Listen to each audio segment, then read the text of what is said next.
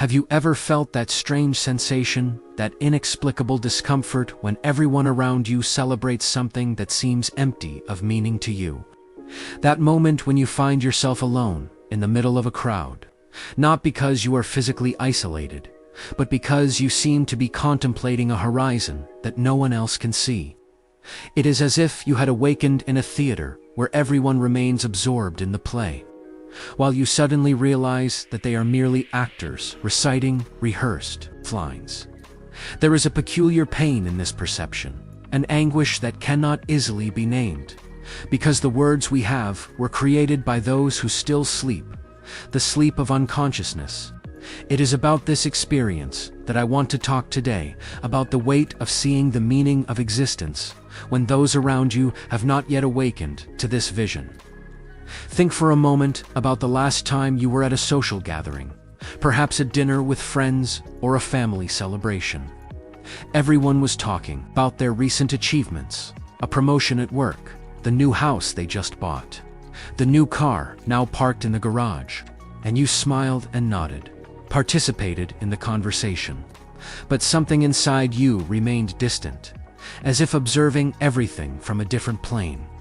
Not that you didn't genuinely rejoice in the achievements of those you love, but because something in you has already understood that these achievements, by themselves, are incapable of filling that emptiness that you sometimes feel in the quiet hours of the night, when you are alone with yourself. You have already understood that meaning does not lie in accumulation, but in existing authentically. And this understanding places you in a space of solitude, because it is impossible to explain to someone who is not yet seen for themselves. It is like trying to describe the color blue to someone who has never seen the sky. There is a painful irony in this early perception of life's meaning. On one hand, it frees you from the illusions that imprison so many around you, from the invisible chains that keep them in an incessant search for temporary satisfactions. On the other hand, this same perception creates an abyss between you and the world, a distance that seems impossible to bridge through language. How do you communicate what you see without sounding arrogant or pretentious? How do you share your vision without diminishing others' experiences? It is an existential dilemma that often results in silence, a silence that weighs like lead because it carries with it the responsibility of a truth that cannot be imposed, only discovered individually. Søren Kierkegaard, that Danish philosopher of the 19th century who so well understood the loneliness of the individual in the face of the great questions of existence, would say that you are experiencing the weight of the religious existential stage, while many around you still live in the aesthetic or ethical stages. This is not about religion in the institutional sense, but a form of existence that transcends immediate concerns with personal pleasure or even moral duty, and reaches the understanding of a greater purpose, of a subjective truth that can only be grasped through a leap of faith. And this leap, my friend, is always solitary.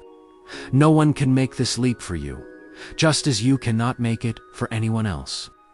I want to pause here and ask, have you ever felt that moment of painful clarity, as if suddenly seeing through the illusions that everyone around you seems to accept? Without question, that sensation of being awake in a world of sleepwalkers, carrying a perception that others do not share. I know that this awareness can be a heavy burden, a loneliness that doesn't always find words. That's why I want to invite you to share your experience in the comments. You are not alone in this perception. Share by writing, "I see through," when ... single quotes, and complete it with your own truth. It may seem like a small gesture, but by expressing your experience, you illuminate the path for others who silently carry the same vision. Your comment may be the echo that someone needs to hear, to know they are not losing their sanity by questioning what everyone accepts as real. And if you prefer to just read the comments of others, know that this too is a form of connection. After all, recognizing oneself in another is perhaps the greatest comfort for those who see what the majority chooses to ignore. Imagine now a child who, in the midst of a game of make-believe, suddenly understands that it is just a game. While the other children remain immersed in the fantasy, she finds herself divided between two realities: that of the game, which she now knows to be illusory, and the awareness of this illusion. She can choose to abandon the game, but that would mean losing the bond with her friends. Or she can continue to play, now with the awareness that it is just an enactment. This child experiences a simplified version of what you feel when you perceive the meaning of life before those around you. You have understood that existence is not just about accumulating possessions, building a career, or even forming a family. These things certainly have their value, but they are not ends in themselves. They are external manifestations of something deeper, more essential: the individual's journey toward their subjective truth, what Kierkegaard would call a passionate relationship with the infinite. This relationship, this absolute commitment to something that transcends the immediate and tangible, is what gives true meaning to existence. And when you glimpse this, even if for a fleeting instant, it becomes impossible to return to the previous unconsciousness. It is as if you had tasted a forbidden fruit, and now carry the knowledge that has expelled you from the paradise of ignorance. But there is a beauty in this expulsion, a dignity in the anguish it produces, because this anguish, this existential discomfort, is the price we pay for freedom. It is the indication that you are not merely a passive object in the hands of destiny, but an active subject capable of creating meaning. The anguish arises precisely because you have the freedom to choose, to decide how you will respond to the revelation of meaning that you have glimpsed. You can, like so many before you, retreat in the face of the vastness of this vision. You can seek refuge in the distractions that society so generously offers, in ephemeral pleasures, in the comfort of consumption, in the security of ready-made opinions. Or you can accept the challenge of this vision, the call to a more authentic existence, even if it means walking paths less traveled. The question is not whether you should share your vision with others, trying to convert them to your perspective. This would be not only fruitless, but also contrary to the very spirit of subjective truth, which demands personal discovery. The question, more properly, is how you will live from this vision. How will you incorporate it into your daily life, your relationships, your projects?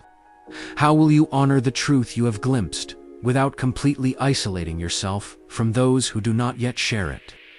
It is a delicate balance, an existential dance that requires both courage and compassion. Courage to sustain your vision in a world that constantly challenges it, and compassion for those who do not yet see what you see. I remember a passage where Kierkegaard observes that people rarely make use of the freedom they have. For example, freedom of thought. In compensation, they demand as a right freedom of expression. This makes us reflect on how often we are more concerned with expressing our ideas, with convincing others of our perspectives, than with really thinking for ourselves, with following the path of interiority that leads to true freedom. Perhaps the most significant challenge for someone who has glimpsed the meaning of life before others is not the communication of this vision, but fidelity to it, in the solitude of one's own heart.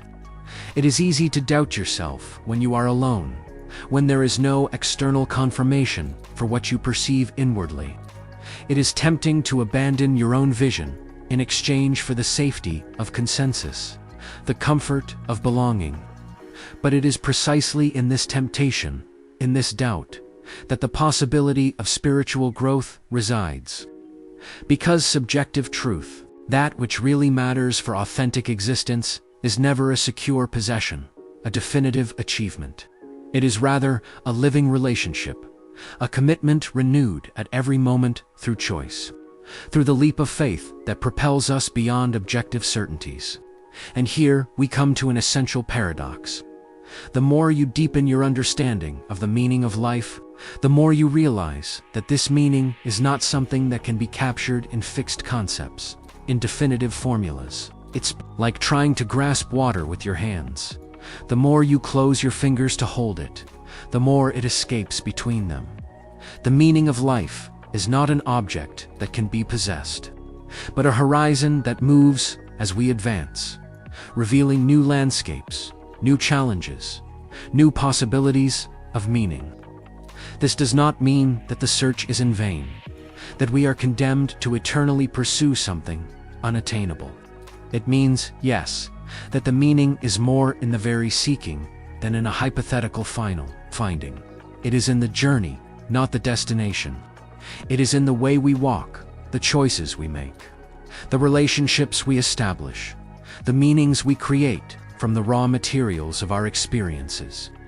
This is why Kierkegaard insists on the idea that truth is subjectivity, not because there are no objective truths about the physical world, of course, but because the truths that really matter for our existence as human beings cannot be apprehended through the objective distancing of the scientist. For the systematic philosopher, they require personal involvement, passion, commitment. They require that we take risks, that we throw ourselves into the abyss of uncertainty with the faith that we will find support. And this leap, this existential wager, is always individual, always solitary. No one can make this leap for you, just as you cannot make it for anyone.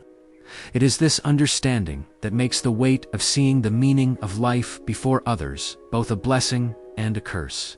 A blessing, because it frees you from the illusions that imprison so many around you.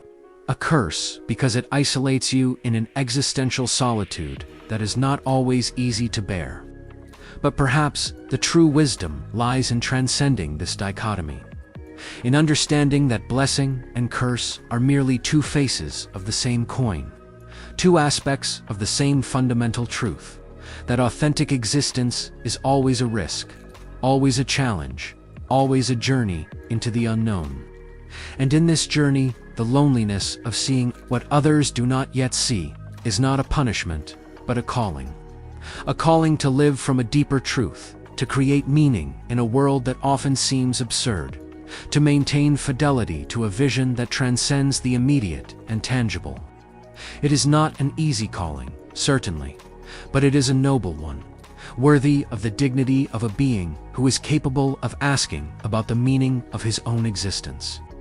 So what to do with this vision, with this anticipation of meaning that sets you apart from so many around you? First, embrace the solitude it brings, not as a burden to be borne reluctantly, but as a space of freedom, of authentic possibility.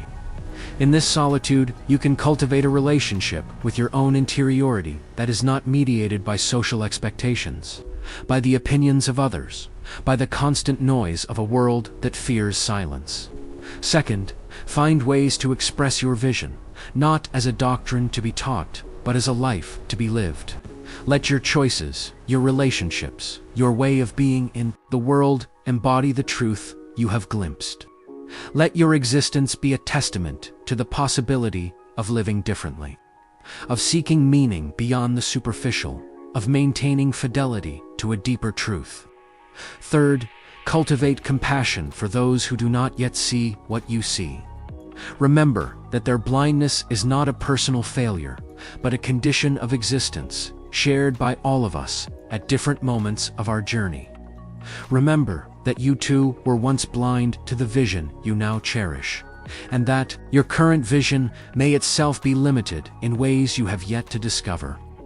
Above all, remember that the weight of seeing the meaning of life before others is not something to be escaped, but something to be embraced. For it is in this weight, in this tension between vision and solitude, that the possibility of authentic existence resides. It is here, in this uncomfortable space of being different, of seeing what others do not yet see, that the seeds of true freedom can germinate. Wrote that life is not a problem to be solved, but a reality to be experienced. Perhaps the greatest challenge for those who see the meaning of life before others is to resist the temptation to reduce what they have seen to a formula, a system, a set of principles that can be easily communicated or applied. The meaning you have glimpsed is not a solution to the problem of existence, but an invitation to experience existence in a different way, to dive deeper into the mystery of being, to embrace the paradoxes and contradictions that make life not a puzzle to be solved, but an adventure to be lived. If you also feel that you walk among people who seem not to see the same concerns as you, if you have ever wondered if there is something wrong with feeling that emptiness that no material conquest can fill, know that you are not alone on this journey. Subscribe to this channel and join a community of seekers like you, souls who refuse to accept the superficial answers that the world offers. With each video, we will explore together the labyrinths of existence, not to find easy exits, but to learn to inhabit our questions with more awareness and authenticity. I don't promise definitive answers, because, as Kierkegaard teaches us, truth is subjective and the path is individual. What I offer is a space for sincere reflection, where your anguish will not be treated as a disease, but as the awakening of a spirit that refuses to fall asleep in the crowd. If this resonates with something inside you, activate the notification bell and allow these reflections to accompany you in the moments when the weight of existence seems most intense. Remember, seeing what others do not see can be lonely, but it is also the first step towards a life truly lived.